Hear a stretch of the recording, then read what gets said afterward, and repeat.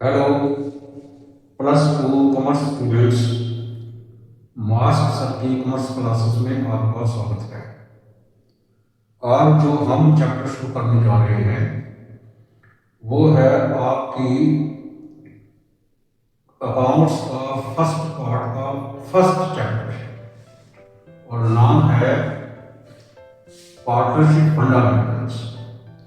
ये चैप्टर आपके लिए बहुत अहम है। इस चैप्टर में बहुत कुछ छुपा हुआ है। इस चैप्टर में जो चीज़ें अगर हम कर लेंगे तो आगे आने वाले चैप्टर हमारे लिए आसान हो जाएंगे। तो चलिए शुरू करते हैं पार्टनरशिप फंडामेंटल्स। पार्टनरशिप के बारे में तो बच्चों आपको पता होगा कि पार्टनरशिप क्या होती है। इतना डीपली नहीं जाते हुए मैं सीधा इस मुद्दे पर आता हूं कि पार्टनरशिप डीड क्या होती है। बच्चों, पार्टनरशिप डीड दो टाइप की होती है। एक होती है रिटर्न और एक होती है ऑरल। पार्टनरशिप रिटर्न क्या है?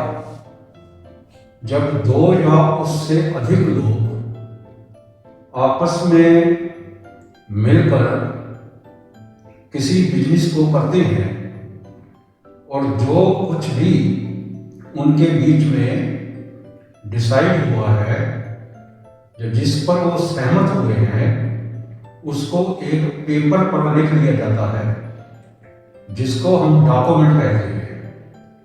अगर वो डॉक्यूमेंट रिटन है तो उसको रिटन पार्टनरशिप डीड कहा जाता है। सारा कुछ जो उन्होंने डिसाइड किया है उसी में लिख लिया जाता है ताकि आगे आने वाले समय में पार्टनर्स के बीच में कोई कंफ्यूजन ना हो, कोई डिस्प्यूट ना हो। तो बच्चों, अगर पार्टनरशिप डीड रिटन है, लिखा हुआ है सब कुछ, तो पार्टनर्स के बीच में डिस्प्यूट्स बहुत कम होते हैं, उसकी संभावना बहुत कम होती है। अगर किसी को कुछ भूल जाता है या कुछ याद नहीं रहता है तो वो डॉक्यूमेंट्स को पढ़ लिया जाता है। डॉक्यूमेंट्स में जो लिखा होता है उस पर अकॉर्डिंग फैसला कर लिया जाता है। लेकिन असली प्रॉब्लम तब आती है जब पार्टनरशिप डीड ऑरल हो। ऑरल का मतलब ये होता है कि दो या उससे अधिक पर्सन्स ने पार्टनरशिप कर ली। जो उन्होंने डिसाइड किया वो एक डॉक्यूमेंट के ऊपर लिखा नहीं, बल्कि ऐसे ही जो उन्होंने डिसाइड किया उसी के ऊपर ही काम करना शुरू कर दिया उन्होंने। और आफ्टर सम टाइम, कुछ समय बाद उनके बीच में कुछ कंफ्यूजन पैदा हो सकते हैं। कोई पार्टनर कोई चीज भूल सकता है, किसी को कुछ याद नहीं रह सकता है, तो उनमें डिस्प्यूट होने के ज़्यादा चांसेस होते हैं। तो पार्टनरशिप डीड जब ओरल होती है बच्चों, तो कंफ्यूजन ज़्यादा होता है और लड़ाई झगड़े के ज़्यादा चांसेस होते हैं, डिस्प्यूट्स के चांसेस ज़्यादा होते हैं। लेकिन इसके लिए एक पार्टनरशिप एक्ट बना हुआ है, पार्टनरशिप एक्ट 1932। इसके अंदर प्रोविजंस हैं कि अगर पार्टनरशिप डीड ऑरल हो तो हमें क्या करना चाहिए। तो सबसे पहले देखते हैं बच्चों कि इसमें अगर पार्टनरशिप डीड ऑरल है तो क्या क्या डिस्प्यूट हो सकते हैं। सबसे पहले बच्चों देखो, मान लो कि दो पार्टनर्स हैं ए एंड बी। इन दोनों ने पार्टनरशिप शुरू की है। ए ने कैपिटल डाली है 3 लाख रुपया बिजनेस में और बी ने 2 लाख रुपया डाला है बिजनेस में। दोनों ने मिलकर बिजनेस करना शुरू किया है। साल भर ये काम करते रहे। याद रहे बच्चों, पार्टनरशिप डीड ऑरल है। साल भर इन्होंने काम किया है। काम करने के बाद जब प्रॉफिट को डिस्ट्रीब्यूट करने की बारी आई, प्रॉफिट को बांटने की बारी आई, तो ए थोड़ा क्लेवर निकला।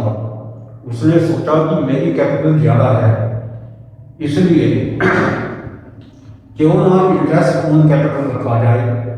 अगर इंटरेस्ट ऑन कैपिटल मान लो 10% की रखते हैं, IOC इंटरेस्ट ऑन कैपिटल मान लो 10% पर एनुअल रखते हैं, तो ए ने सोचा कि मुझे 30,000 प्रॉफिट 30,000 इंटरेस्ट ऑन कैपिटल मिलेगा और बी को 20,000 मिलेगा, इसलिए ए ने सोचा कि मुझे ज़्यादा मिलेगा, इसलिए ए ने कहा है कि इंटरेस्ट ऑन कैपिटल 10% होना चाहिए, जो कि बी को एक्सेप्टेबल नहीं है।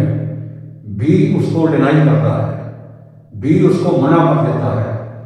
इस प्रकार से ए और बी में डिस्प्यूट हो जाता है इंटरेस्ट ऑन कैपिटल को लेकर। दूसरा डिस्प्यूट हो सकता है, बी ने बिजनेस से 50,000 रुपया विड्रॉ किया, विड्रॉ प्राइवेट यूज के लिए, अपने पर्सनल यूज के लिए, और ए इसके ऊपर इंटरेस्ट मांग रहा है 10%। ए कह रहा है क्योंकि आपने बिजनेस का पैसा निकाला है अपने प्राइवेट यूज के लिए, तो इसके ऊपर ब्याज 10% होना चाहिए, लेकिन बी मना कर रहा है। बी कह रहा है कि इंटरेस्ट ऑन ड्राइंग्स मैं नहीं दूंगा। ये दूसरा झगड़ा हो गया ए और बी के बीच में इंटरेस्ट ऑन ड्राइंग्स को लेकर। तो बच्चों आपने देखा कि पहला डिस्प्यूट हुआ इंटरेस्ट ऑन कैपिटल को लेके, और दूसरा डिस्प्यूट हुआ इंटरेस्ट ऑन ड्राइंग को लेके।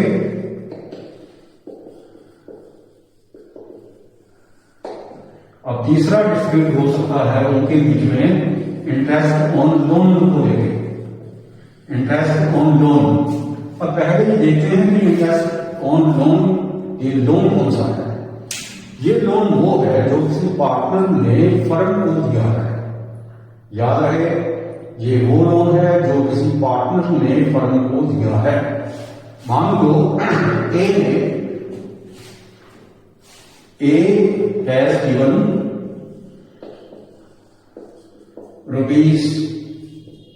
₹50,000 as loan to the firm. अब ए जो है वो इंटरेस्ट ऑन लोन मांग रहा है, इंटरेस्ट ऑन लोन। ए कह रहा है कि मैंने जो 50,000 रुपया फर्म को लोन दिया है, ए ने कैपिटल तो दी ही है 3 लाख रुपीज, याद होना चाहिए आपको। ए ने उसके अलावा 50,000 रुपया ऐसे लोन दिया है, 50,000 रुपीज।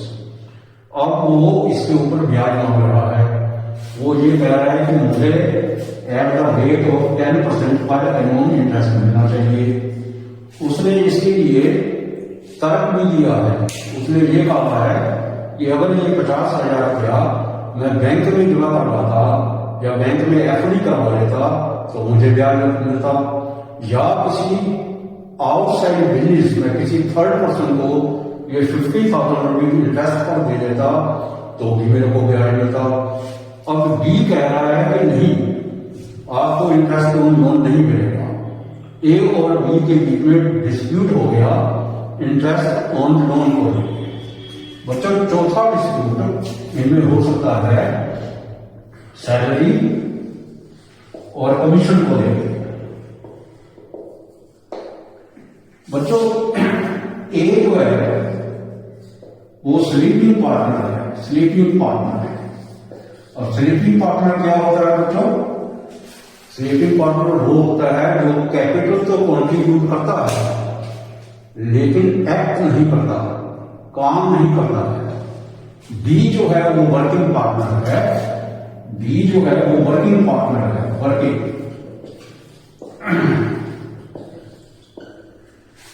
बी पूरा काम करता है, पूरा साल उन्होंने काम किया, प्रॉफिट कमाया, लेकिन बी ने लास्ट में ये सोचा कि सारा काम तो मैंने किया है, इसलिए मुझे इसका कोई एक्स्ट्रा एडवांटेज मिलना चाहिए।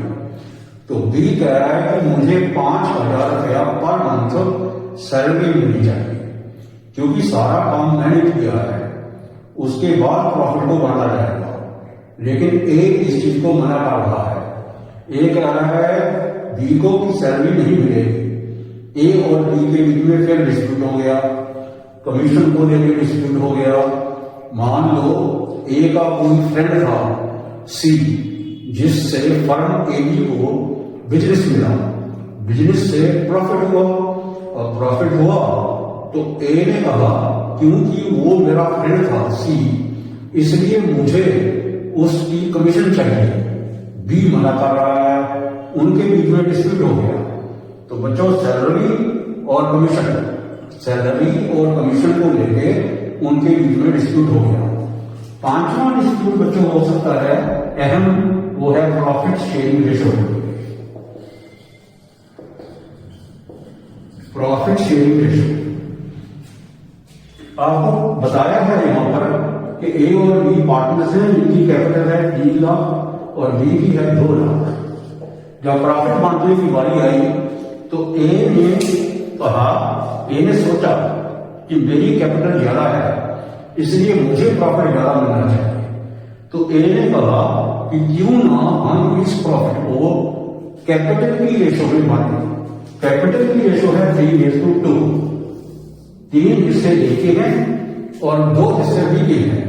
तो ए ने सोचा कि प्रॉफिट भी हम ऐसे ही बांटेंगे, टोटल प्रॉफिट के 5 हिस्से करेंगे, 5 में से 3 ए चाहता है कि मुझे मिले और वो चाहता है कि बाकी के 2 हिस्से बी को मिले। और बी डिनाई कर रहा है, बी का कह रहा है कि नहीं ये मुझे मंजूर नहीं है, वो एग्रीड नहीं है। तो प्रॉफिट शेयरिंग रेशो को लेकर के भी उनके बीच में डिस्प्यूट हो गया।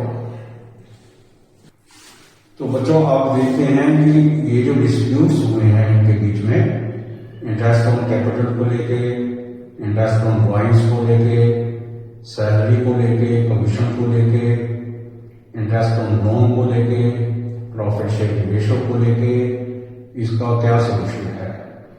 बच्चों प्रोविजंस हैं पार्टनरशिप एक्ट 1930 के अंडर कि अगर ऐसी सिचुएशन हो तो क्या करना चाहिए।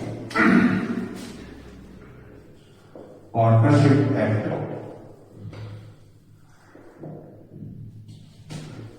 1932 के अंडर प्रोविजंस हैं कुछ, वो क्या है, ये सॉल्यूशन है उन प्रॉब्लम्स का जो आपको करना है। ए, no interest on capital.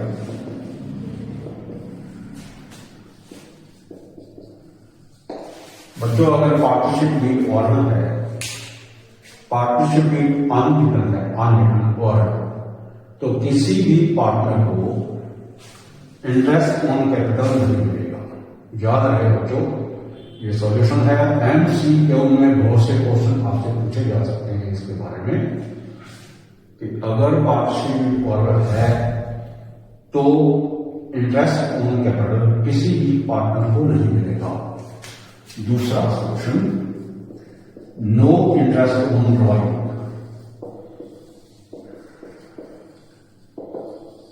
Is charge, अगर इंटरेस्ट ऑन कैपिटल दिया नहीं जाएगा तो इंटरेस्ट ऑन ड्रॉइंग लिया नहीं जाएगा।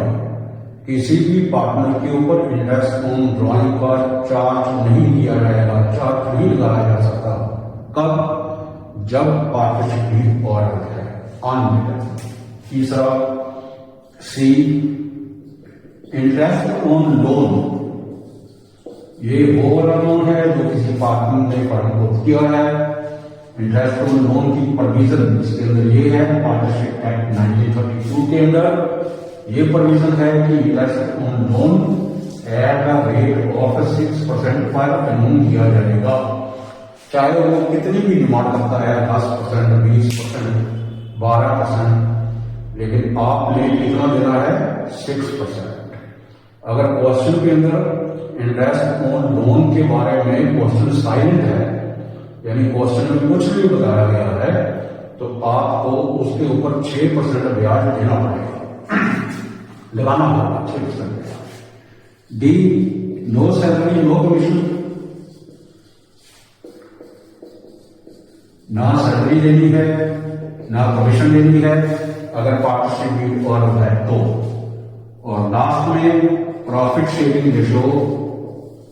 प्रॉफिट शेयरिंग रेशो जितने भी पार्टनर्स हैं शुड बी इक्वल होनी चाहिए, यानी सबके बीच में प्रॉफिट बराबर बढ़ना जाएगा। तो ये है बच्चों सोल्यूशन। जब पार्टनरशिप भी ओरल हो तो किसी भी पार्टनर को इंटरेस्ट ऑन कैपिटल नहीं मिलेगा, किसी भी पार्टनर से इंटरेस्ट ऑन ड्राइंग नहीं लिया जाएगा। अगर किसी पार्टनर ने फर्म को लोन दे रखा है तो उसके ऊपर 6% ब्याज देना पड़ेगा, और किसी भी पार्टनर को सैलरी नहीं मिलेगी, किसी भी पार्टनर को कमीशन नहीं मिलेगी, और सभी पार्टनर्स की प्रॉफिट शेयरिंग रेशो इक्वल होगी। इसके अलावा भी बहुत कुछ है, वो ये है बच्चों। इसके अलावा जो ये 5 चीजें की है आपने, इंटरेस्ट ऑन कैपिटल किसी भी पार्टनर को नहीं देना, इंटरेस्ट ऑन ड्राइंग किसी से नहीं लेना, interest on loan 6%, no salary no commission, और प्रॉफिट शेयरिंग रेशो इक्वल होनी चाहिए। इसके अलावा जो डिसीजन है, मान लो 3 पार्टनर्स हैं ए बी सी, 3 पार्टनर्स, 3 में से 2 पार्टनर ये चाहते हैं कि बिजनेस की डीलिंग डी से की जाए। याद रहे बच्चों, ए और बी कह रहे हैं कि जो बिजनेस के बारे में डील करना है, यानी बिजनेस करना है आगे, वो डी के साथ किया जाए। सी मना कर रहा है, सी कह रहा है नहीं, डी के साथ नहीं, ई के साथ बिजनेस करना चाहिए। तो यहां पर जो डिसीजन है जो, यानी जो फैसला है, वो ए और बी का माना जाएगा, क्योंकि मेजोरिटी ए और बी के पास है। तो याद रहे बच्चों, पार्टनरशिप भी जब ओरल होती है तो डिसीजन किसका होगा?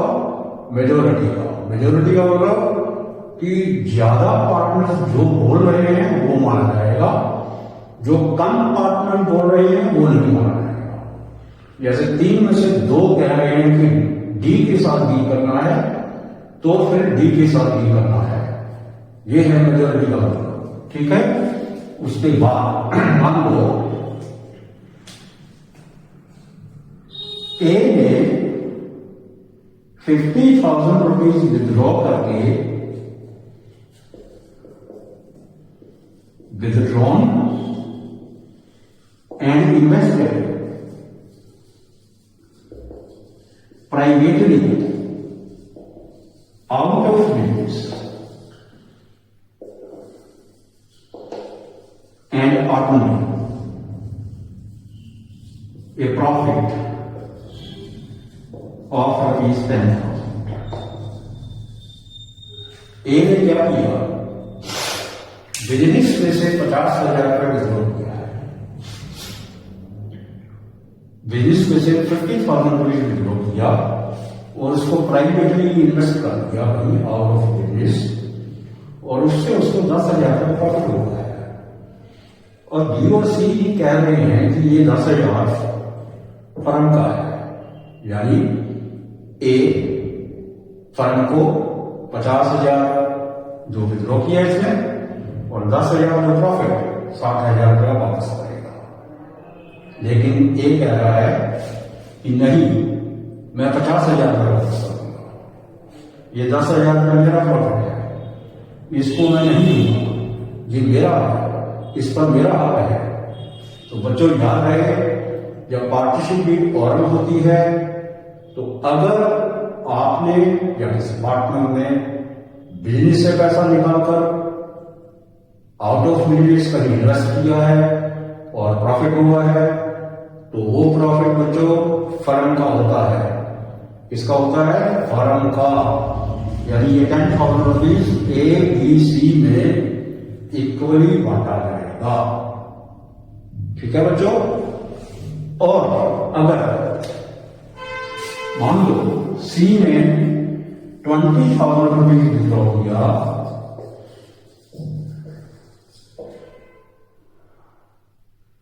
and invested privately out of business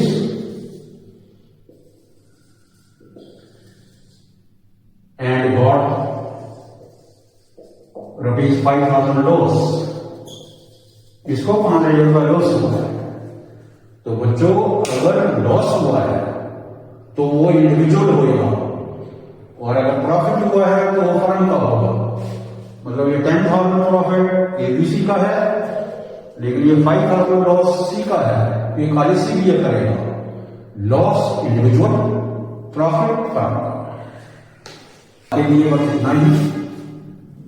कल मिलते हैं एक नए टॉपिक के साथ। एक बात आपको याद रखना बच्चों कि इस वीडियो को शेयर करें, लाइक करें और सब्सक्राइब करें। मिलते हैं अगले वीडियो में अगला टॉपिक डिवीजन ऑफ प्रॉफिट। तब तक के लिए जय हिंद, जय भारत।